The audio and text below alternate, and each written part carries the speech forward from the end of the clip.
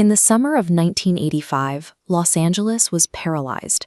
Residents slept in shifts, terrified of a predator who targeted homes with no rhyme or reason. The stalker's behavior defied conventional patterns. He moved across dozens of jurisdictions, switching between guns, knives, and tire irons. He didn't have a victim profile. He simply hunted whoever was available. Looking at his psychiatric history, we see a neuropsychiatric developmental storm. A childhood head injury led to unmedicated temporal lobe epilepsy, which, combined with the influence of a violent relative, created a killer motivated entirely by the high of the act itself. Criminal profiling is designed to find predictability. When a predator chooses targets without a logic or a set geographical radius, the standard rules of investigation no longer apply. Detective Frank Salerno managed a massive manual documentation effort, cross-referencing ballistic reports and thousands of paper files between overlapping departments. Their first major physical break was a rare size 12 Avia shoe print found stamped across multiple crime scenes. But even a distinct footprint is useless without a central database to connect it to a name. In 1985, evidence existed in separate silos, making it nearly impossible to link physical traits to a specific suspect. The investigation didn't fail due to a lack of effort. It hit a wall because of a physical limit on how fast humans could sort through information. The investigation was a series of near misses. In one instance, the suspect abandoned a stolen car that contained a dentist's appointment card, but the vehicle sat in a hot impound lot for days while the spree continued. Then, human error intervened. A local mayor leaked details about the Avia shoe and the suspect's weapon on live television, prompting the killer to destroy his evidence and change his tactics. Despite the leak, forensics teams finally found a breakthrough: a single, smudged, latent fingerprint pulled from the rearview mirror of an abandoned station wagon. California held millions of paper fingerprint records.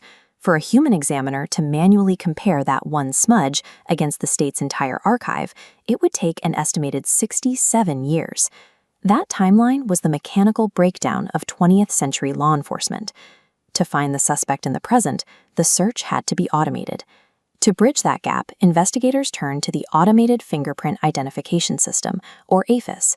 This technology digitizes the topography of friction ridges, measuring the exact distance between the print's core and the delta where patterns diverge.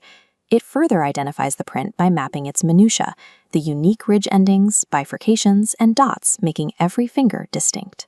These physical points are translated into a scrolling binary database, turning biological traits into a searchable language of ones and zeros. High-density processors then scan the entire state archive at revolutionary speeds, looking for mathematical matches that no human eye could find. AFIS transformed a physical trait into digital code, bypassing the limitations of human sight and the 67-year wait. In Sacramento, programmers worked through the night to bring the new CalID database online, specifically to process the evidence from the Stalker case. When they input the rearview mirror print, the search that would have taken 67 years manually was finished in exactly 3 minutes. The system identified Richard Ramirez. With a name and a face confirmed by the database, police were able to distribute Ramirez's picture to every major newspaper and news broadcast in California.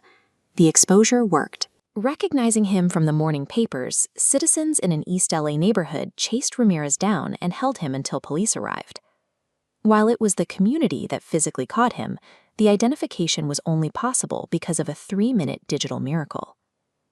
Ramirez was eventually convicted of 13 murders and dozens of other felonies. He remained on death row until he died from cancer in 2013. He was a predator who thrived in the blind spots and information gaps of a paper-based society. But those blind spots vanished when his biological identity was translated into the unyielding logic of a computer database. The Night Stalker case demonstrated that even the most erratic human patterns could be decoded through high-density biometric matching, providing the proof of concept for the